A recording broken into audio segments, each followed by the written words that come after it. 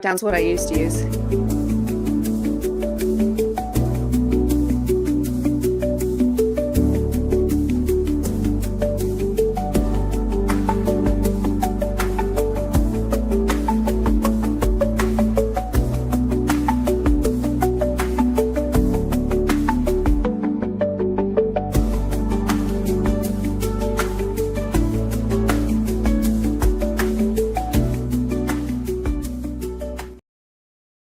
Hello, and thank you for joining us for this special pilot edition of Spiritual News, official title pending.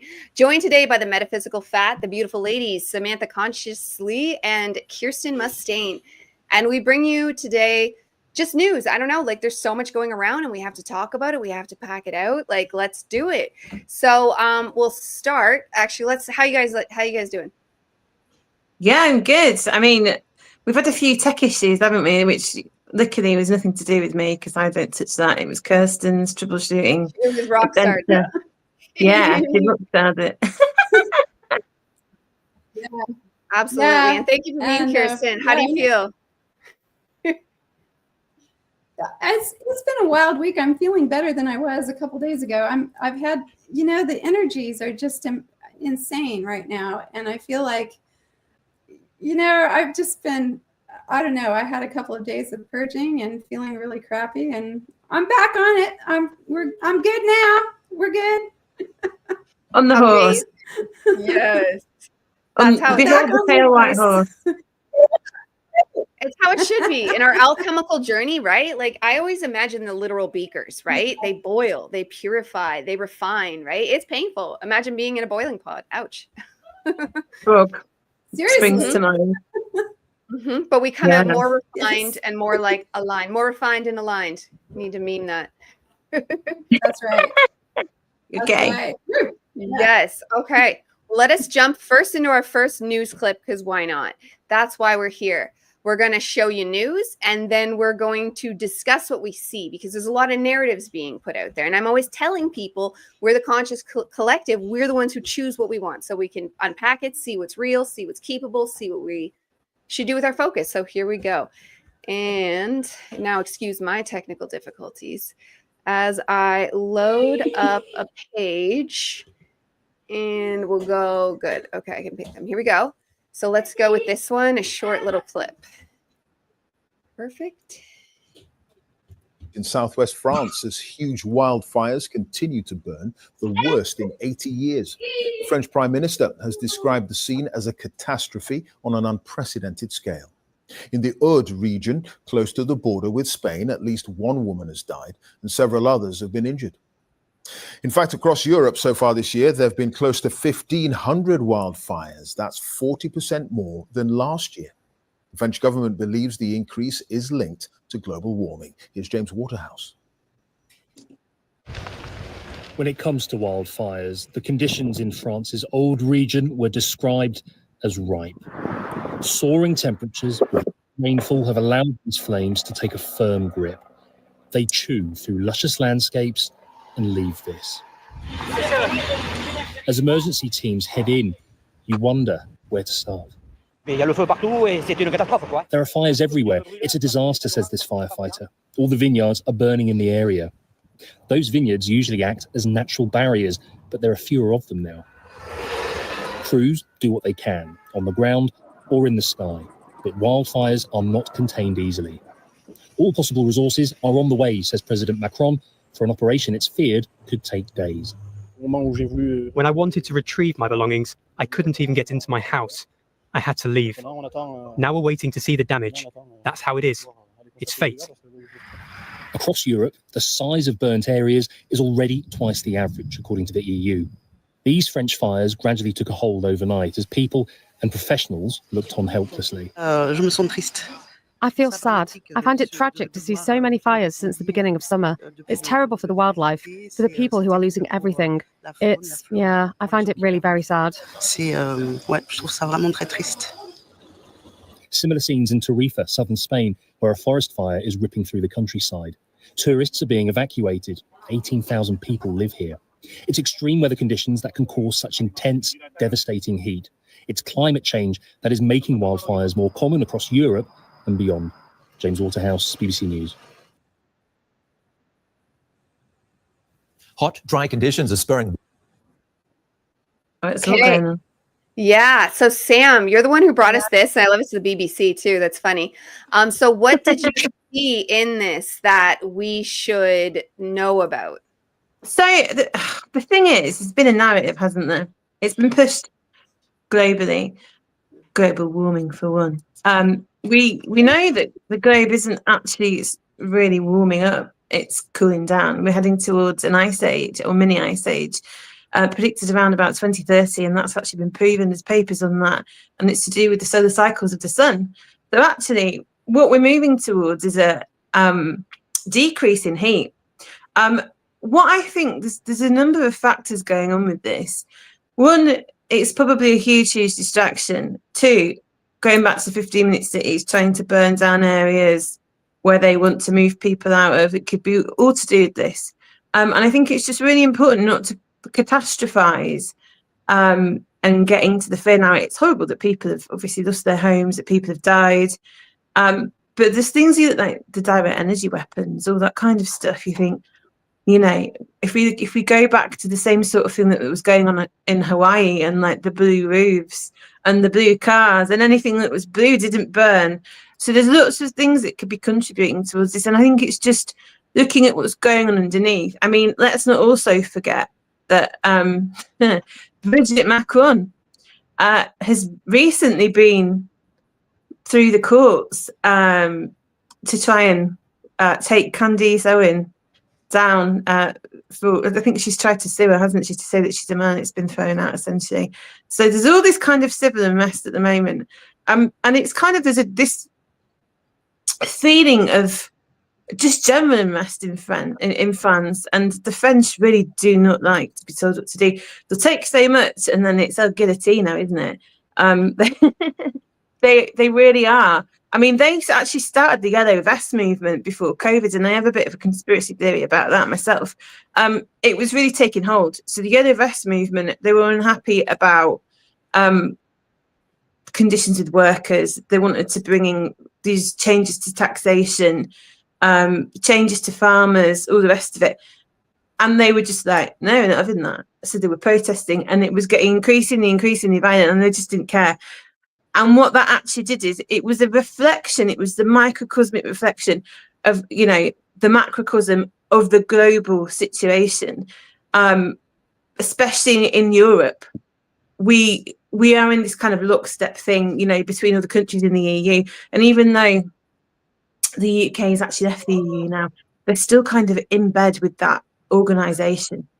So we saw that spread throughout the European Union, and indeed across the world, because we're a collective consciousness, aren't we? So we're this empathetic collective species, and I think everybody was feeling it. And then we got COVID, strangely enough, that took the wind out of everybody's sails, looked everybody up. So don't look how great it is. There's no, you know, climate change. They stopped spraying the skies all of a sudden, you know, and everything was perfect. So that's kind of my take on that. I would agree with you wholeheartedly. You know, I noticed the guy said climate change. Like, how many times did the guy say climate change in that small segment? And when they keep repeating those words over and over and over again, that's what they're really trying to push. Because, as you know, what was Hitler said, that anyone will believe anything if you repeat it enough times. And that's what they do. They take these stories and they keep repeating them and repeating them and repeating them. And it's dreadful that these fires are burning. But, you know, I don't know what the laws are like in that area. But a lot of times when there's a disaster, basically they can just come in and say, okay, we're gonna take your property. We'll give you a nominal amount of money for this. And then, you know, you're done. You don't live here anymore. Go away. And I think that's, like you mentioned, they're trying to get people out, and it looks like these are rural areas. So again, there's been a war on people living in rural areas. So I would not be surprised if these fires were intentionally started. And exactly, Dawn. Absolutely. So, yeah, I would not be surprised if these fires were intentionally started. And even if they weren't, there's this narrative. But to me, even the fact that there are all these fires burning is very suspect. I don't know. Yeah. Oh, yeah. For sure. And that's one thing we're realizing more and more every day. And this is one of the things I'm going through right now. I got a bunch of books and just, because like I can easily turn toxically positive and I can know there's bad narratives, but like at the same, when you focus on the facts and how deeply they have planned this stuff, how many people are orchestrating it, and you can get really like, oh no. But the truth is, it's like, that's why it's my favorite quote from the Bible. I'm not a Bible quoter, but like, what you do for evil, I will use for good. So it's funny, we started this show talking about alchemy because I hadn't even watched that video yet, but like, what's another process of alchemy? Fire, burning it up. One thing that just the forest will do on its own is when it's too thick and full, it'll find a way to light on fire and then clear it out so it can start fresh, because it can get so thick it could just stagnate and die, or it could light on fire and be reborn anew. So there's lots of good that can be done with these forest fires, but then it's like, obviously I know what that means for all the people actually involved in this situation. So I don't mean that in any type of I came out my door one day and we had that scare here. So like, I would never wish that upon anybody. So absolutely don't mean it by that. But when it's already happening, what we can do is see it as the purification that it is. And then what do we do to make sure, okay, so they burnt it down to build a 15-minute city. Okay, what can we do to make sure they don't build a 15-minute city there? And that's largely awareness. And that's what is coming online right now. So we can just hope and push. And that's why we're here with this metaphysical news show of getting the points across that, like, because you see, I think this is what our whole panel does, is like, you see a split, you see like the spiritual, and then you see the conspiracy theorists, and they don't really work together as much, except you see it's starting online. A lot of the people we vibe with are like, F this, I'm going to meditate, but F the conspiracy. You know what I mean? Like, they're very like, yes, it's happening, but we are stronger than that, because the truth is that the all is mind and we can overcome it, but we overcome it with awareness. So thank you, Samantha. That was very deep into the information. And that's one of the things like I super lack in. Like, I want to talk about the spiritual cure and blah, blah, blah. But like, and that's my thing. Cause when I start to hear the news stuff, it's like, well, shit, like it's so dark. And then reading these, go ahead, Sam. No, I was just going to say, like, you made a really good point there. Like, it is literally bridging the divide, because I think people are so polarized. They're in one camp or another camp. So you're either completely asleep, or you're like, oh, let's look for the conspiracy theory. Let's look for like the spiritual side. And it's a bit like ufology. Like, there's people that are just nuts and bolts. There's the people like, oh yeah, it's interdimensional beings. It's like, no, you need to find the balance point between all of it, because it's all part of the same phenomenon. And it's the same thing in the world stage of the news. I think I used to just avoid it, because, to be honest, I do feel like they put frequency things in the news. I'm not sure how to quite phrase that. They put stuff in that subliminally affects they want to aim our receipt, like our radio. Yeah. You know what I mean? They're trying to aim us. Yeah. Precisely. I love how we were talking about gesticulating and we were doing this. when it comes, the energy that comes off of the news, because I don't watch. I basically don't watch anything except I'm very picky about what I watch, and I never watch the news. But when I'm at someone else's house and I can feel that, you can feel the negative energy. I mean, it's like hammering on your head. Yeah. And it's really bad. And it's designed not only in the information, but in the actual frequency that comes through to make you feel worse and make you feel scared. And look at that fire, for instance. We can't do anything about that fire. So how do we feel? Helpless. I'm helpless. I'm scared. Everything sucks. The world is really dark. And that's climate change. And they made a point of saying it was really hard to get rid of the fire too. They made a point of saying that narrative too. I picked up on, oh, it's so difficult. Really? Put a flood of, make a perimeter of water so it can't go any further. I mean, that just seems obvious. Yeah. Instead of wasting the water on the fire, take water and make like a moat around the fire. I mean, like, maybe an engineer could tell me that's dumb, but like, that seems kind of obvious. Well, I just think it's the whole point. This is the point I was getting to. The wording that they use, the tone, the way that it's it's shot even like the zooming in and like, oh, going in deeper into the catastrophe. You know, the tone that the person speaks with. When you look at media, because I did a briefing in media and advertising when I was in college, and it's all about, you know, getting the mood. And the thing is, when you set the mood for fear, what that's actually doing is opening your mind so you become more pliable.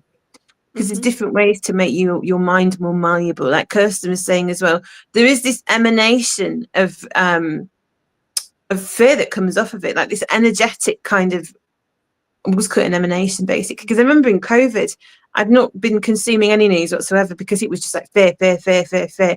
And it was like a physical response, like my nervous system was so primed from it. If I watched the news, it'd make me feel really ill. And I remember going to a supermarket and I walked by a stand of newspapers and I'd become so kind of energetically aware. Yeah, exactly. Done. Yeah. It's the frequency they use. But I literally felt the energy. So we talk about, I know Stephen goes on about it, a little symbology. They can infuse the papers and the symbology. And I looked at the front of each one of these newspapers and it was exactly the same on every single newspaper. And that was all infused with the intention. It's black magic. It really is. Oh, she's gone. It absolutely is about magic, Sam. She'll come back. Surely she'll come back. It absolutely is about magic. I mean, they're casting spells. They call it a newscast. Why do they call it a newscast? Because they are literally casting spells. And you can see that all over. And that's the thing that I think people really need to be aware of, is that when you see anything in the media, and, you know, even this, in a sense, we're casting our own spell because we're saying, wait a minute, we're not going to go with this spell. But when you see anything in the media, they are literally casting spells. Now, I'm not saying that everyone in the media is aware of this. I think there are a lot of people in the media who are absolutely not aware of this. But nevertheless, it is a spell that they're casting, and they're using that fear to direct everything in the direction that they would like to take it, which is down into, as you said, 15-minute cities and, you know, a life of misery for everyone, and, you know, also a life of captivity for everyone. And because they want people like, oh, keep us safe because we're scared. And the thing is, and I think the thing that Diana was starting to get into was, and maybe I'm wrong, but the thing is that obviously toxic positivity is not the answer. However, when you know and you become aware, you really get to a place where you can say, okay, I'm not going to accept that for my life. And the more people stand up and say, we're not accepting this, the more it becomes really difficult for them to enact these things. Because look at what happened with COVID. I really do think that they were using that to steer us all into a really dreadful dystopia. And enough people stood up and said, I'm not taking that. I'm not taking that little jabby jab. I'm not doing this. I'm not doing that. That they could not enact that. And the reason they couldn't enact it was not because we had an army or anything else. It was because enough people just said, no, we're not doing that. And I think that we really need to be aware of that and how powerful that is when we go forward in saying, I do not acquiesce to this. I want to create something different, and I will create something different. I will create something different. Absolutely. Go on, Diana. Sorry, we're glad you're back. Yeah, no, that was perfectly put, and that's exactly it, because the all is mind. And it all does come down to your choices, but you have to be the one to choose. And they want to use your choosing power. And straight up, this is why, like, early on, so 2008, when did I start school? I don't know when. So 2006, I started 7. I don't know. I'm old. But I don't remember in college when so 2008-ish area.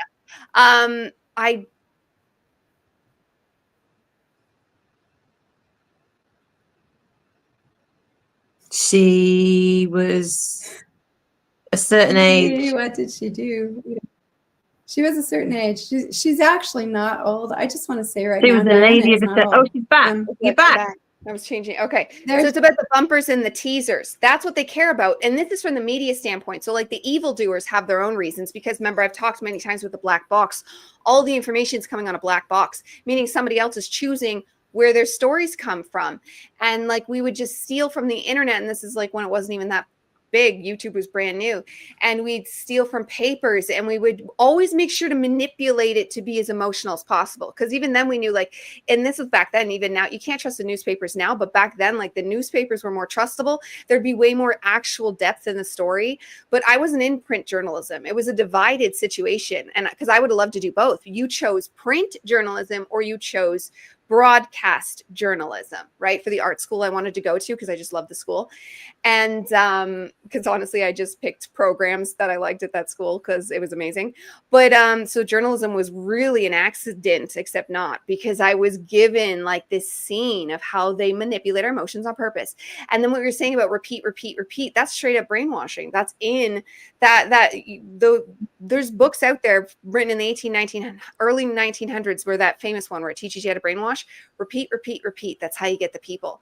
But that's why we're here, and we're going to keep doing it, because we need to give the people, not we, but like everybody, because it's Age of Aquarius, more choices and more things to choose from. But I'm going to pull us into our next clip. We should create like a fun, since it's pilot episode, we should make like a fun timer, 15 minutes per episode, and then go next episode. Okay. More fun sound, but I do want to say something about choice before you go into that, because I have noticed that they're trying to make people like cut down your choices because it's too many to choose from. And I started thinking about, when I was a teenager, I was into Devo, the band Devo, and they had that song, freedom of choice is what you've got. Freedom from choice is what you want. And even at the time, I was like, no, that's not what I want. But I also noticed recently, talking to someone who watches the news quite a bit, complaining about how there were too many things in the grocery store to choose from. And I was like, really? Because actually there are fewer things now than there were 10 years ago, and there's too much to choose from in the grocery store. That's kind of weird. And I was like, where did that idea even come from? Do people walk into the grocery store and go, oh my gosh, I can't choose anything, there's too much here? I think the problem is, oh, go on, sorry. No, I was going to say the problem is, I think it's the same with that TV program, because my dad does the same sort of thing. He's like, there's just so many programs and it's all rubbish. It's just like, you go to the grocery store, it's all processed crap. So they've just given you a plethora of different kind of packages with the same shit in it, basically. It's that you're actually realizing there's nothing real to choose from. I don't want any of this. And it's a modern phenomenon. Decision fatigue you hear coming online, and I realize like ADHD, like that's a thing that can happen. I love Sometimes that. you gotta roll with it and just choose, because decision fatigue is actually very real. And then you got to wonder, like, but that wasn't a thing in the past. And I think it's because we have so many false choices. We have so many things in society that just need to go. They just absolutely do. I love that about decision fatigue. Agreed. Absolutely. Okay, so we have the next one loaded. You should know. Oh, no. If you don't like wasps, I've got some bad news for you. Because a radioactive wasp nest was found at an old nuclear weapons site in the US. Yep, it was discovered by workers who regularly check sites for nuclear radiation on a post nearby to where millions of gallons of liquid nuclear waste are stored. Investigators said there was no leak from the waste tanks, and the nest got contaminated from the leftover radioactivity that's still around from when the site was making nuclear bombs during the Cold War. The site in South Carolina is still operating, but for nuclear material for power plants. Investigators said there was no impact to workers, the environment, or the public, adding that wasps don't tend to fly too far away from their nests, meaning there's little chance they flew outside of the facility. The US government said the wasps have been killed and the nest bagged as radiological waste. If you don't like wasps, I've got some bad news for you, because a radioactive wasp nest was found at an old nuclear weapons site in the US. Yep, it was discovered by workers.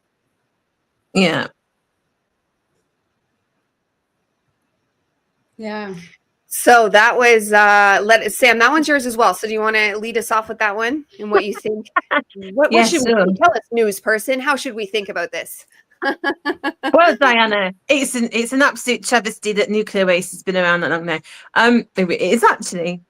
it just made me wonder. So the thing that I liked was I had contrast between an actual broadcast and then more of an at-home journalist, really, and looking at the way that they approached the story. I was thinking the same thing. Yeah. Yeah. So one's obviously very dramatic, and others more like, these are the facts, this is what's going on, and I'm just giving you this information. So it didn't have quite the same resonance of fear that the other one did. The first was very dramatic. It was almost like a James Bond film, wasn't it, really? It could be some sort of high-end production. So I think that's the first thing that I just want to point out. The second thing was, I was just like, what the actual cheese and biscuits, is going on here with this? Like, how one, so many questions. Like, so they give you just these facts, and then this is the thing with the news, they give you these facts and you're going, oh yeah, it's all safe, it's fine, they told us it's all right. No, that's absolutely ridiculous. The hard questions are, why has nuclear waste been there since the Cold War? How can wasps get in it? Yeah. Is it leaking? Or did Sam jam herself? You what, sorry? I thought I was still jammed. Okay. Yeah, absolutely. Kirsten, what were your thoughts? Oh, Sam, you're back. We were just sitting. I thought I was frozen, so I wasn't saying anything. Go sorry, did I freeze? I didn't realise. I didn't even realize. I was properly going for it as well. I got like my. Oh, isn't that annoying, right? Yeah, it was like this. I got my eyebrows knitted and yeah. No, I was just saying, why has it been there for so long? Asking the really hard questions. Don't just go, oh, it's all right. The government have said it's fine. Yeah, because that's all right. The government said that it was all right to give Native Americans blankets smallpox. That's absolutely fine. Let's just go along with that. Yeah. Use your bloody common sense. Use your brains. If you saw this information and this was given to you, what would your logical mind say? How would you disseminate that information? And for me, it's like, why is it still there? Why has it been there since the Cold War? How is it safe when, wasps are able to get it? What's going on for the surrounding areas? Is it leaking into the water system? What other contaminants are going on? What laws have been breached? What companies actually in charge of this? Further investigation should surely be done. And that's kind of where I am with that. Yeah. Kirsten, what are your thoughts? I mean, they bagged up the wasps, so it's okay. We killed the wasps. Yeah, don't worry, we killed them all. Yeah, we killed them all. Probably with pesticide that we sprayed everywhere, because that's really healthy. And we put the wasps in the bag, and so it's all cool now. We're good. And exactly what Sam said. I mean, how did the wasps get into it? And if the wasps can get into it, what else is getting into it? Are there other insects that are getting into it that maybe fly further away? Are we going to get injected with it from mosquitoes? What's going on? And precisely, who is this company? Why do they have this here? And if they have this here, why do people come there all the time to check the radioactivity? I mean, if you have to go there every month or whenever however often they do to check it, does that not indicate that there's some kind of problem? And if you can dispose of the wasps, why don't you dispose of the actual radioactive stuff? Mm-hmm. Yeah, 100%. And there's so much in that too, because we're filled in a poison world. Like, everything is toxic, and they're checking them. They're checking them to make sure the dose doesn't go lethal. If you're checking, are you checking for some, or are you checking for lethal? Because that's the thing, allowed acceptability. Except each little thing, this is what was huge in my health world in the beginning. It's each little micro thing taken to their max of what's allowed, but then you add that up together, and now you have an autoimmune disorder because you're being toxically poisoned because of all these little things. But they always Yeah. Well, agreed. So Diana has frozen again. So yeah, and again, the whole toxic, pesticides are toxic, and that's okay. We spray that everywhere, but the government is worried about radioactive wasps. Not really worried, are they? That's the thing. It's fine. It's safe. They're not worried at all because they've put them in a bag. That's right. They put them in a bag. They sprayed them with pesticide and put them in a bag. Everything's cool. We're good. Where's the bag gone? We're good. Is it Taking it to the Smithsonian. But where are they keeping these things? That's what I want to know. They took it to a bin that's marked radioactive waste, and they put it in that bin that's marked radioactive waste. That's what happened. It's good, right? I mean, if we have some sort of spin on Spider-Man and it's Wasp Man because he's been bitten or stung by a radioactive wasp, we know where they've come from in the South Carolina area. If Wasp Man becomes a thing, we know exactly where that's come from, don't we? That's right. She's gone again. Oh, I hope that. I don't know. I think it's the internet that she's got. But yeah, so I think the big thing was just obviously. I think it was just like a local thing as well. It wasn't even like a big news reel. I don't even know if it's made national news. This is the thing, and a lot of like the big stories that they get on the news, they're selected specifically to move public opinion. That's another thing as well. Like there's loads of stuff going on. There's loads and loads of stuff going on, you know. But they can individually choose what they want to share, and this is why like we need to move back to grassroots journalism, I think. And this is one of the good things about Age of Aquarius. Yeah, and we're all here now doing this kind of stuff because we're bringing the real information out, you know, and that's where it's at really. It's just finding places to get that, and it's about using our discernment. Anyway, Wasp Man. I love it done. Yeah. I was just saying, I don't know if you heard, Diana, like if it all went a bit wrong, like Spider-Man, the radioactive wasps. Oh yeah. Right? Like, and that's how actually I try to use it. It's like, because you transmute what's happening. We're incredibly poisoned. So, okay, make me a superhero. And I used it before I was even super aware. When I was younger, my parents would nag me about eating packaged stuff because we didn't have much of it. So anytime I did, it'd be nagging, right? Like granola bars, I think was like the top. So they'd nag me about granola bars. I'm like, they're healthy. But I literally would be like, well, there's preservatives. They'll keep me young forever. And funny enough, you do actually see that happening. We are being preserved, and whatever you want to thank, like there's a lot, like it could literally be the preservatives in our food preserving us. We're actually rotten. We're covered in A peel or something. Yeah. Underneath we're all like mummified. Because we're food too, if you think about it. We're just as food as any other food. Can you imagine? Maybe they'll start doing that. Maybe Bill Gates. Oh, speaking of Bill Gates, you know, a really weird thing happened today, not related to the news at all. Yeah, I gone and got the kids some dinner, and I was coming out the shop, and I saw this man on it, and I was like, it's like an older Bill Gates. I swear to God, it was Bill Gates if he was like a slightly more senior. I was like, oh my God, it's Bill Gates' clone. And then he went up to him. I didn't know, but I was like, ah. Get him. They say that's why he turned evil. They showed, I saw this video once of the moment Bill Gates turned evil, and he was strutting down some kind of carpet for a thing. He was all proud of himself, and someone threw like green paint at him or something, or green ooze, and like, you monster, because he was already starting his nefarious plots a little, I guess, enough to get greened. But then you could see a look in his eyes where he's like, I will kill all of humanity for this. Like, when he went full Hulk. Yeah, it was a bit like the wasp. It was like some sort of like radium or something, and doused him in.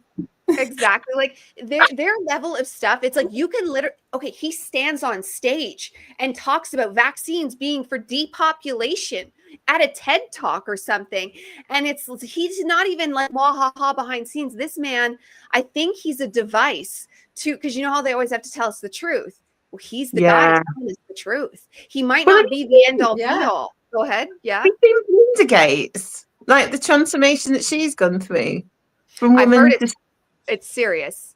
She looks like a Hollywood actor, and I forgot the name of the Hollywood actress. I don't know whether it's two or not, but yeah, there's a remarkable similarity between this particular Hollywood actor whose name escapes me and Belinda Gates now. Like it is uncanny. It's like him in a wig.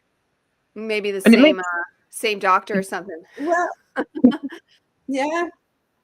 Or it could be the same actor. I mean, you know, we don't know if any of these people are actually real people even. I mean, I don't know any of these people. I've never met any of these people.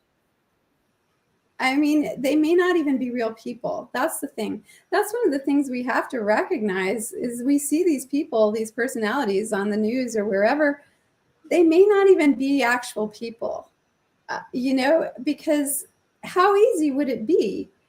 It's not like any of us are like allowed to walk into any of these places and speak to these people in person.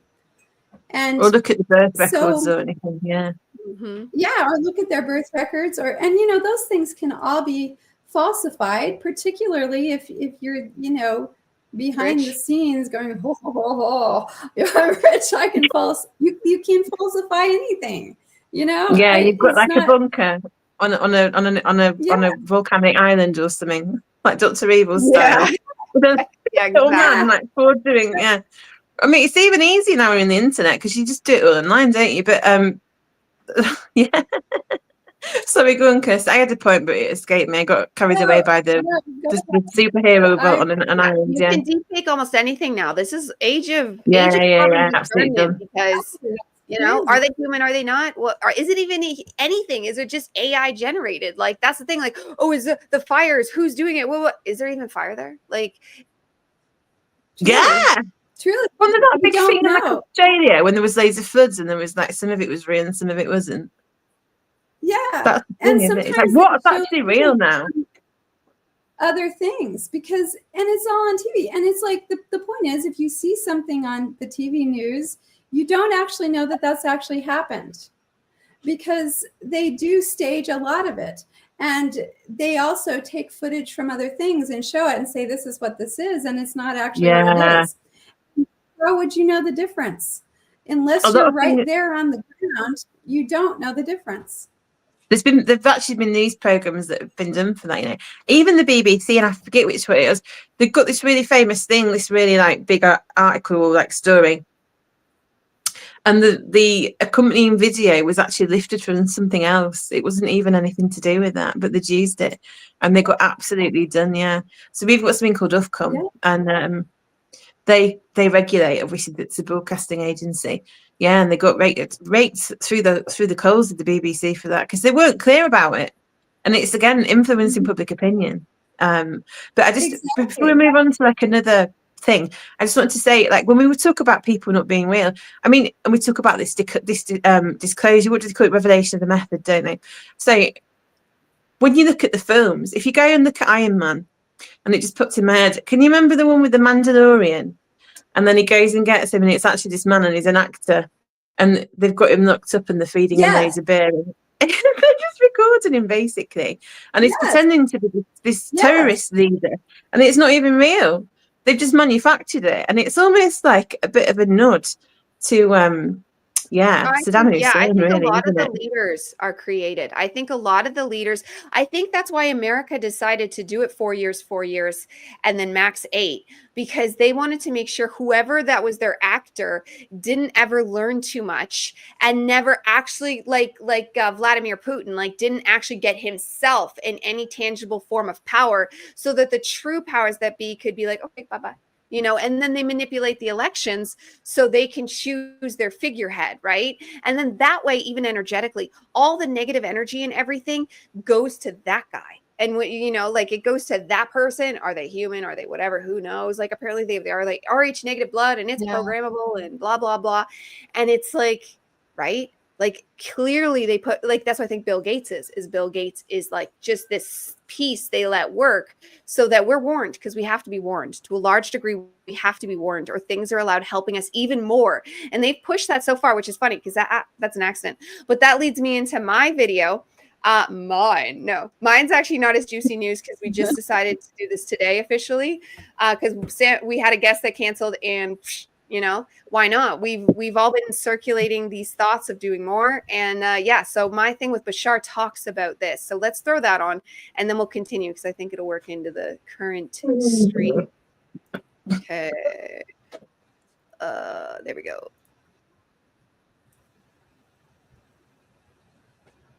Another thing that Bashar says is like, people ask for a lot of help. We're already being given all the help that it's possible to be given. He says it's not about being given more help than we're already getting. It's about being aware of the help that you're already getting. That's what we need to do, is be more aware of what we're already receiving. And feel the gratitude.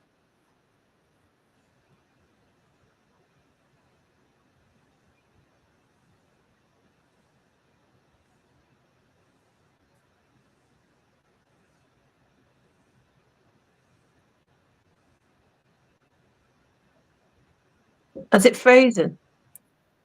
I think it's frozen. Yeah, I think that's a beautiful clip, and I think it's really true. And I think a lot of times we don't realize how much help we're getting because we take it for granted on some level.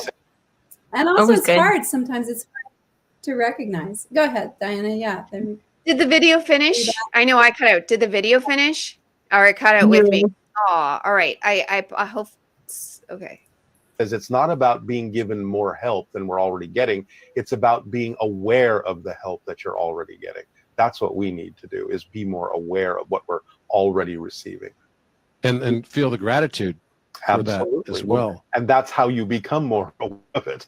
You appreciate what you have. It brings you into the present. And when you're in the present, then you're home and capable of receiving what is being given to you, because what's being given to you is being given to you in the here and now. And if you're not here and you're not now, then you can't pay attention to what you're receiving, because it's all here and now.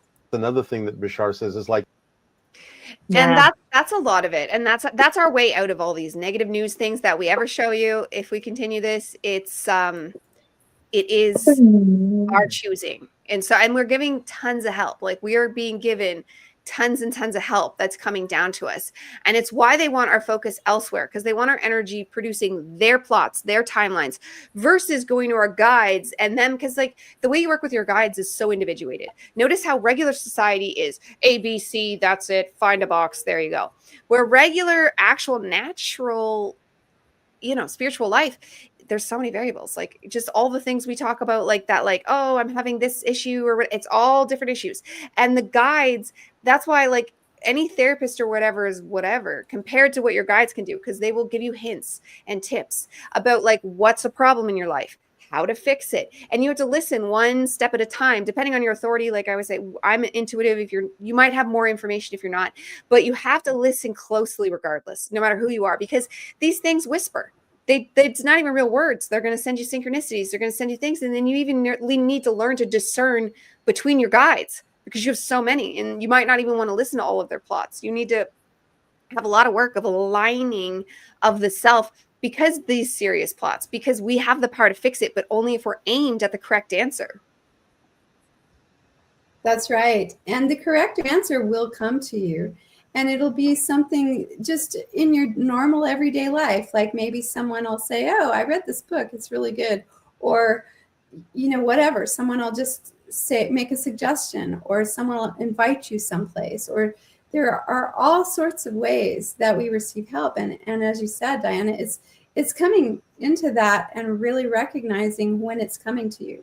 And like Bashar said, it's all about being in the present moment.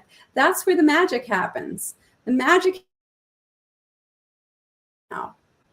And so being able to connect to that and just be here. And, also when you're in the here and now, you'll find that most of the time, everything's just fine, right?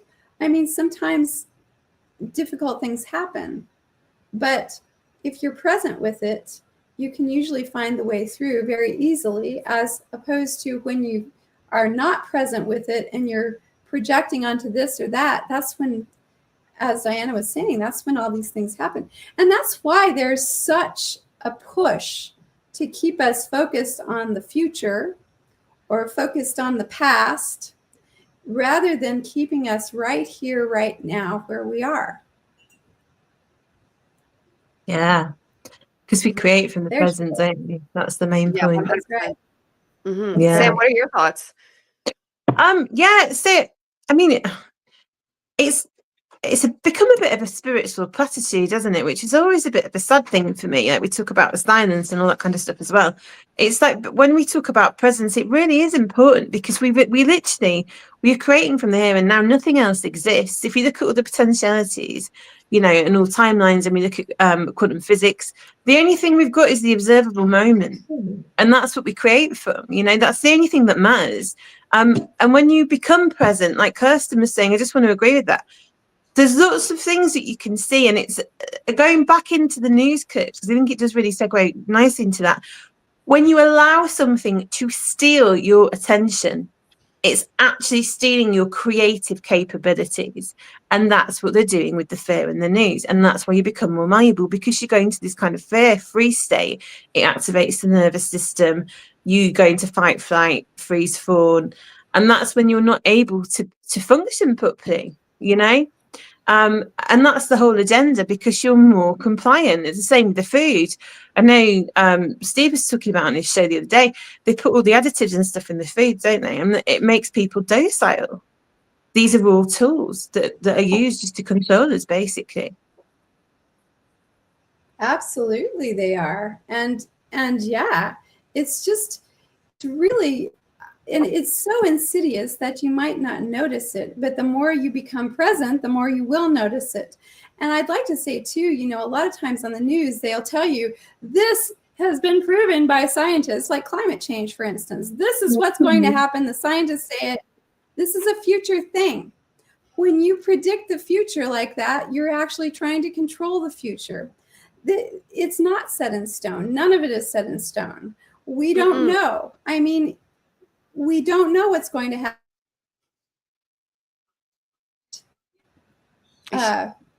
You can look at different timelines. Sorry, I'm going to wait there. You can look at different timelines and see, well, this is a potential and this is a potential.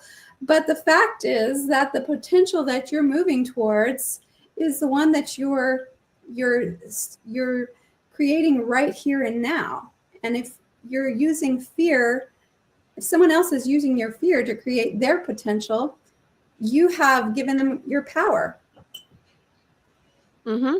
Yep, you give them your creative power and you feed them with your loosh. So it's like two different things you're doing. And it's funny because when people ask me like where they should start, I usually say the Kybalion, because that's like if you're already into spirituality, go with the Kybalion. But if you're like barely dipping a toe into simply waking up, the power of now.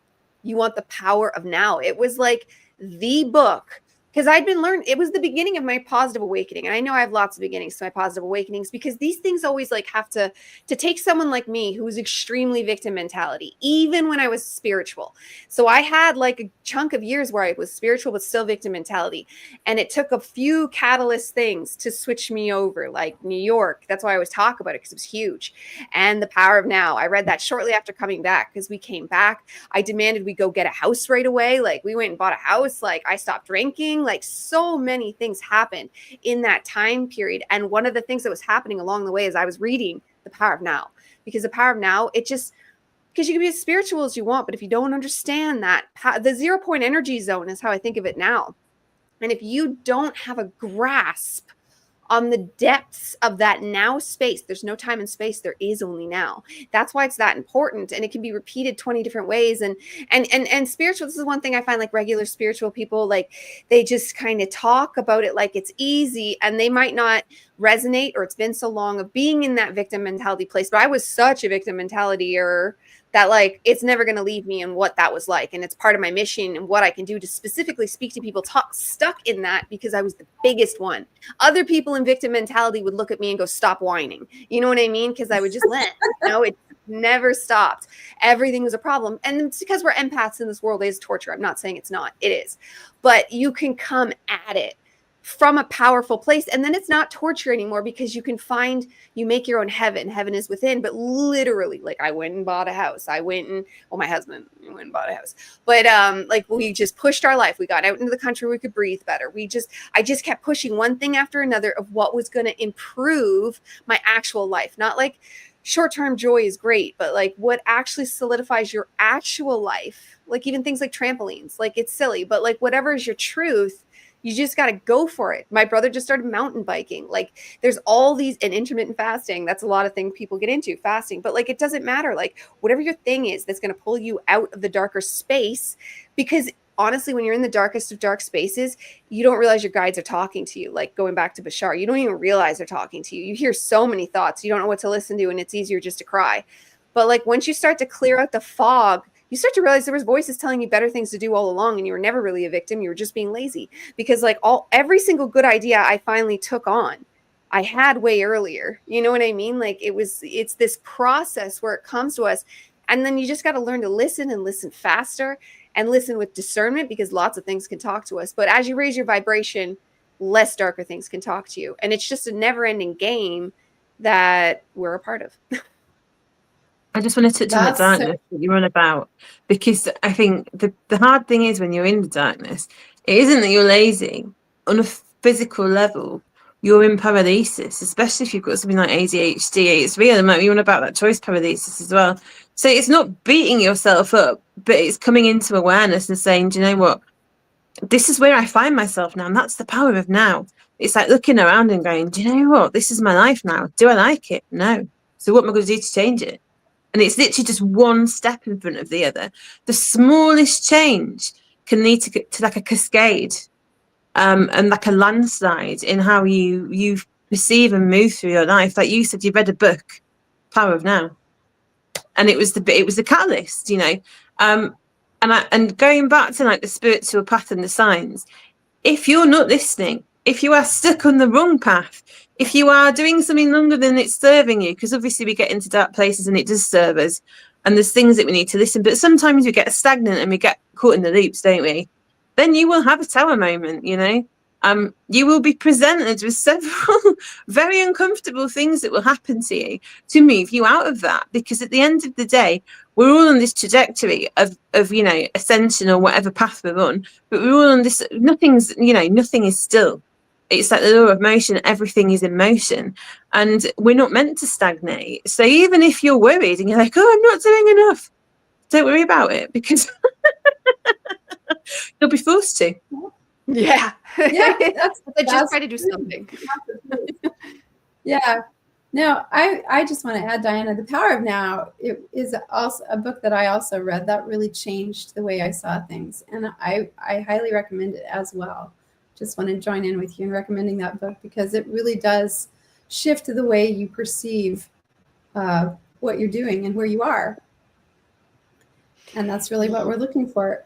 And like Sam said, any little change, I mean, it may be something as simple as taking a different route to work, or changing what you eat for dinner, or anything. Any little change gets the ball rolling, and you build your momentum up, and then things really do start shifting for you. Mm-hmm. Yeah, 100%. Oh, she's phrase again. Read the last clip. Shoot.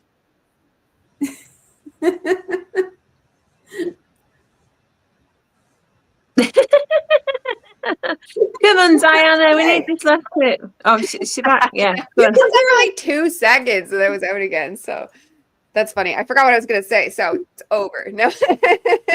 Let's move on to our next clip. And this one, I hope it should be fun. I wanted to discuss it. Oh, I just thought of something I was going to say. I forget again.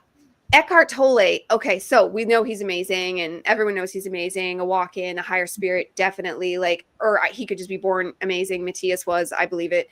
But Oprah's evil, right? Eckhart was at like a market thing once, just this little thing. I think it was LA. I don't know. After writing this book in his car, he's like selling it by hand. And guess who comes to the stand? Oprah. Guess who takes the book? Buys it herself. Oprah. Guess who's contacting Eckhart Tolle quickly to have him on the show? Oprah. The reason that book blew up was because of Oprah. And a lot of my early spirituality was Oprah's Sunday show she does, where she talks to spiritual people. Because I always liked Oprah. I grew up with her. She was like a figure to me. She was like, it's funny because not to whatever, we're going to talk about race, but when people talk about race, I'm like, how could people, what? Oprah. She's like queen. She was my love. I loved her. She was like the biggest thing. She was the queen, they wouldn't say. Yeah. And then so to have her tear down so hard with the Harvey Weinstein stuff and her potentially selling him women. I mean, I guess I wouldn't put my money past anything in Hollywood, but like she brought us Eckhart Tolle, and that was like such a revolutionary shift for humanity. Not to mention all that she's the one who showed us Tom Cruise was kind of crazy. Like Oprah had such a place in our lives. They brought us John of God. Yeah. Yeah. Yeah, John of God, there was that. Mm-hmm. that was a very interesting rabbit hole. If you've not been down the John of God rabbit hole, it makes for wide-eyed reading. No, you should send that to me because I would love to read it. Because yeah, I mean, is that with Oprah then? That has Oprah in it, or let's? No. So Oprah, he has like John of God. He was like pushed as this spiritual kind of when like he turned out to be a guru. fraud. I actually do know that story. Well, My he was mom having and women. sisters He was like selling read their his babies book. and stuff. Yeah, That really hurt. he That was a bastard. Yeah. that caused a lot of actual issues. But I think this is the thing what you were talking about Oprah. Like, I know we've gone a bit of an Oprah like swing, but just quickly. So she had this book. It was this kind of like spiritual book with all these like things in, and it was like, do you know? Because I've read it, and she's gone again. So Oprah had this spiritual book out, and it had all these like almost like spiritual platitudes now if you look at it. But it was very, very like on the nose for the time when it was released, and this is how I think she's packaged herself. And this is what a lot of like, I think religious figures do. They come across and they use the scripture and they're like, oh, you know, praise God. But do you know what? Put $200 in that collection plate when it goes down. So it's all like corrupt, and it's using like morality, which I think is what a lot of things like what the media do. They use this innate sense that we've got this moral good against us almost. It's like weaponized. I agree wholeheartedly. I think that's a very good point, Sam. And, you know, I was also thinking, just this one little snippet. I was watching Oprah once a long time ago, and she's talking about child sexual abuse. And she said something along the lines of, well, I had that happening to me when I was a child, and I wasn't really sure what to think because I enjoyed it. And I was like, what a very odd thing to say. You know, not that, I mean, I don't know. You know, I know that when it happened to me, I did not enjoy it, but maybe. But I was just like, why would somebody say that on television like that? Milo did. Remember that British guy? At the time. And that was before I knew any of these rabbit holes. I was just like, that's a really odd thing to say. So anyway, to bring it back. It happens. You hear about it, especially with men. It's an area of shame. That's why a lot of the time people stay secret, because a lot of people actually end up, because the body is the body, right? And depending, because there's different variations. Like there's some people that beastly attack. I don't want to get too detailed. And there's other people that make it like, they try to make it like look like it's a date or consensual. So like you can see why there's a layer of, you know what I mean? But like it's a big thing. Multiple people. Well, the thing with rape victims, isn't there? Like where there's all this shame that I read an article in it once about the psychological impact, like if they actually reach climax while they're being raped. But like you said, it's the bodily function. It's easier for that to happen to a man now because of just how they're programmed. But also if it's happening to a young child, and it is a sensitive region, and you know we have sex because it feels nice, obviously. So it's psychologically programming them as well, that associates this nice feeling with this really bizarre behavior. So it's like almost like social sexual programming. Mm-hmm. Yeah, it's one of the darkest things they've done to twist humanity is get into children with that layer of stuff. Children shouldn't even, honestly, I think kids should wait till they're 21. Like you are not even fully an adult. You are still energetically attached to your parents. So your parents are involved in that situation. You know what I mean? Like wait till you're 21. And then like how far? I mean, that is not going to happen, but yeah. All right. Yeah, we could try. That's a rule in this house. Yeah. Yeah. But like, it's one of those areas of darkness we gotta clear big time. Is that like that root chakra shame and just what's the word? Violate, like the violation that's been done on the overall just root chakra and the sacral chakra for women, because for us it goes into the sacral as well. Like where men it stays more root, where women it's a little bit of both, but more sacral. Like you are taking the trauma up then into just these, you know, it ruins families, put it that way. Well, it's your stable base, isn't it? That's the point. That's what they're doing. Because when you're like we were talking before, weren't we? So when you're unconscious, you're primarily running from your root, your sacral, and your solar plexus, because they're like the physical chakras that are grounded into this reality. Of course, I know you're a yogi. But when you traumatize people and you do that, it's essentially distorting the way that they move through the world, and that's why they'd use like sexual trauma That's why I believe there's the issue with poverty and all that, because you're constantly in this lack mentality, and it makes you easier to low. Yeah. Yeah. Problems like where that they put you in school and they say, no, you can't do that, and you've got to sit there and you've got to keep still, and that's your power. You're giving your power away to a higher force, and you're told by yeah. Mm-hmm. Yeah, just like basic to human rights. It's basically conditioning you from your lower chakras, and because you're not conscious, you're running your life from that trauma, and that's what you're pulling things into you. You know, you're magnetizing these situations because that's just the frequency, and that's what you're running from. So when you start to individuate, you start to do the healing work, which is why it's so important. You bring that into balance, so it's a healthy and aligned chakra system. So the things that when you're moving through the world, you're not having to pull from other people, because that's another reason for energetic vampirism as well, because you're leaking your energy out. If you're traumatized, you're fractured, you know, you're not enough, and you're constantly like, this is why people become like sex addicts, or like they just go sleep with people, or they have, you know, one night stands, because they're just wanting the energy, but it's not sustaining them, it's just causing more and more trauma. Yeah, it's literally a drug hit when you're doing it in that way. And for the women, it's just a taking. I don't know. Like that is, if these people understood how auras work, and that even hugging someone is crossing barriers, like if you understood how, oh my God, like I remember that show Sex and the City, and I met Patrick so young. I remember I was actually like, you know, jealous I didn't get to be a Samantha. Like I wanted to be a Samantha, but with Carrie's job, right? Like that was like young me's thing. And I'm like, oh my God. And then I learned all this later, and I was like, thank God I met Patrick so young. Like, oh my God. Because like I'm knowing about the auras and crossing entities and all these things that can happen to you that people don't even realize. And they wonder why their life gets worse and worse as they like keep doing this, what's the swipe rights? You know, I know there's Bumble and there's the other more famous one, like all these things. It's just a loosh farm, but that's dark. Let's go to our next video.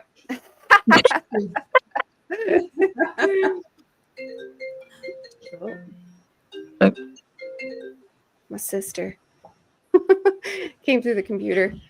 Okay, last one. This one we'll discuss, because I've heard this before. I don't know what I think about it. I know things drastically shifted, but we'll see what everyone thinks. Let's go.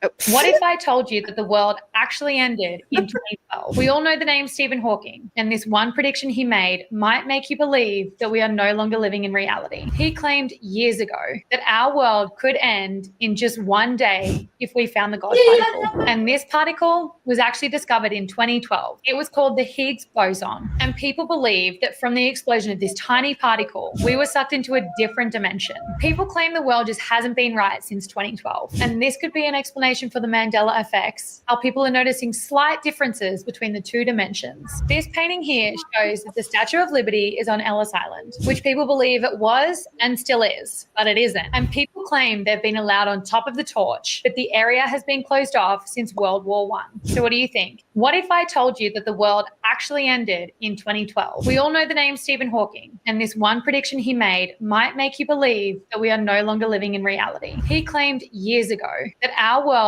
could end in just one day if we found the God particle. And this particle was actually discovered in 2012. It was called the Higgs boson, and people believe that from the explosion.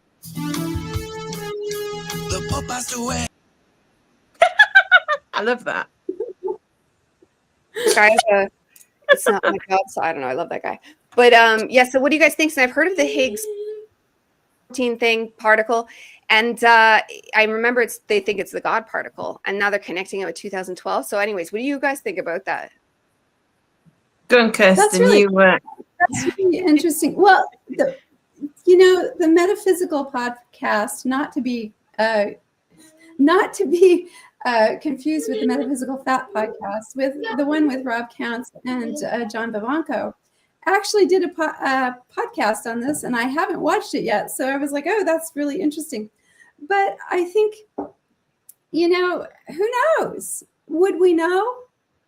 I mean, maybe we've been in the loop since 2012, but how would we actually know if this had happened? I do know the Mandela effect is real because I've experienced it on a lot of levels. some very interesting levels. For instance, when I was a child, I had a globe that I was really into. I had this globe. I also had several books that had geography in them, and I used to look at Australia all the time because I wanted to travel there. And then I don't remember when it was. It's probably almost 10 years ago. Someone was telling me about the Mandela effect, and I turned on YouTube and I was like, what is this? And they were talking about how the map of Australia had changed, and I looked at it and I was like, holy crap, it has changed. It looks completely different. It has these two little horns. It used to be like way down below, right? Way down below, nothing close to it. Now it's close to Indonesia, and it has these two little horns on the top of it, which it did not have before. And I was like, no, that can't be right. And I pulled out, I still have the books. I pulled them out. It sure enough looked like that. I don't know how many times I looked at that when I was a child, and it did not look like that. So that was the first time I was like, holy, this is a real thing. So I will say the Mandela effect is absolutely real. And there are a lot of different ones we can look at. And you know, I know, you know, they go through that on a lot of different places. But it's really interesting to me. I mean, I suppose the world could have ended. I personally think that it's the timelines collapsing together. You know, as we come into this point, I think it's the timelines collapsing. But it could be true, and we wouldn't even know, I think. Although it seems like if the world had ended, we would just have gone on, doesn't it? Yeah, I have gone somewhere else completely. Yeah, I agree with you completely. I don't think it ended. I only brought it to the table because this is exactly why I thought this show, because there's a lot of narratives on the table that like a lot of people buy into that I'm open to discussion, but I I don't feel it is true. And that's one of them actually. So like the 2012 thing, I know, well, that was a change of an era, right? Literally. You know, and the energies required for the new era are so different. And then exactly what you're saying, the timelines all converging like they are now because we're just kind of being scooped together, probably into our splits. Who knows if it's actually going to play out? But we're starting to feel like what's true and what's not. And the fact that the world just ended and that we're in some alternate dimension does not line up whatsoever. But there's a lot of people that actually think the world ended in 2012. What do you think, Sam? Well, go on, speak, Kirsten. What are you going to say? No, I was just going to say, I agree. Because it feels to me like if the world, I mean, we may be in a different dimension. I think we are, because the energy really did change in 2012. I could feel the difference. But as far as it ending, I just don't think we would have just been like, okay, let's go on with this, only in a different dimension. I just don't see that happening. I'm sorry, Sam, though. Go ahead. What were you going to say? No, I just want to hear what you had to say on that. So, I mean, my own kind of opinion on that, it's not firm and it's not set in stone, but things that I wanted to kind of explore the ideas of this Mandela effect kind of predated 2012. So, but I do think that the Mandela effect is potentially a symptom of not remembering a timeline or some sort of shift in reality. Now, that doesn't necessarily mean you've died, although death, if we look at what death actually is, it's just a transition, isn't it, from one state to another. So if we're actually transitioning collectively as a group en masse from one reality to another reality, that doesn't even mean that everybody in the other reality is going to even be aware of that. And it's kind of like this disparity between the people that came and the people that were left, you know. And I feel like that's something that kind of is going on. And there's this kind of idea that people float that you can die, and when you die, you don't even die, you just go to the next timeline where you're actually on, you know, that it's just an infinite number of realities, really. Bashar says that. Yeah. So that's what I mean. We're just, when I think about timelines, and I've done a channel on this, and I was told that when we're moving timelines, we're not physically moving. It's just the stream of, what would I call it? It's a stream that we're pulling through us, basically. A timeline it's a time stream that we're riding, and it's in us. We are the stream because we're projecting that out into the reality. And it's almost like changing a projector slide. So from a blue to a green or whatever, we're just changing the slide, and that's all it is. And when we're converging different timelines, it's like we're just putting all the information together, amalgamating it into one new stream and projecting that out. And that's what we're all experiencing. And the people that are within our shared collective are the people that are resonant with that particular stream. Yeah, 100%. It's like that's why they always use the term tapestry, and we've been using weaving. But remember embroidering? I used to do that. You have a bunch of different threads, right? And you're making a picture, but you can change the threads, and that's like the energy. And even us ourselves are like one embroidery because we choose what we stream. We should be choosing what we stream into us, and that's what they try to utilize. Is that they try to put our streams into us, but we actually can choose what we stream.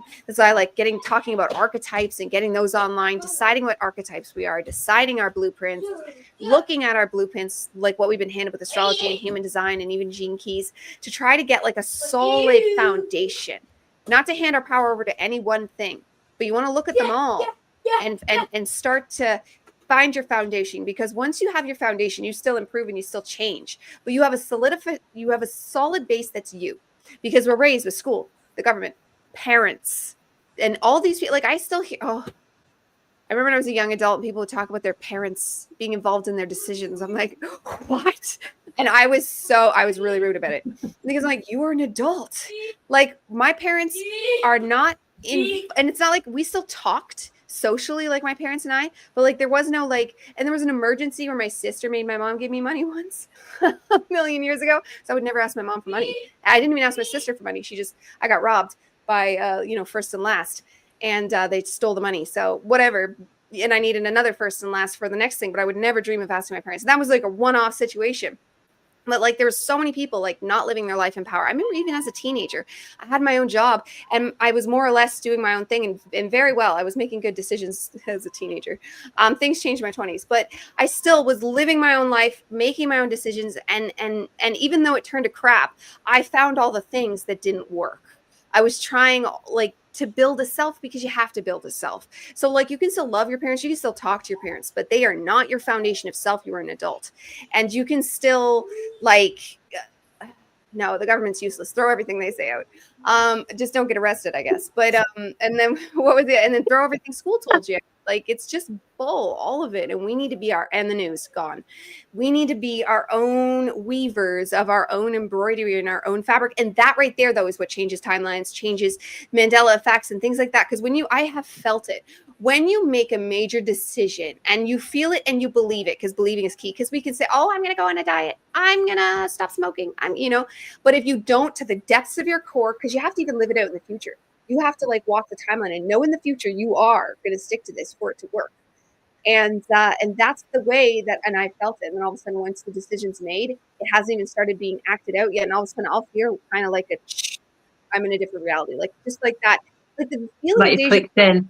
Yeah, but it's not deja vu. It's like the layers shifted. Yeah. So what do you guys think It's about like that? you've looked in like the magnet. You've gone, oh, I've decided that, because there's all these different magnets and you're like hovering above it. It's like, well, that's it. We've clicked into that one. It's like the Lego house, isn't it? So we're going to have a yellow brick here. Yeah. There we go.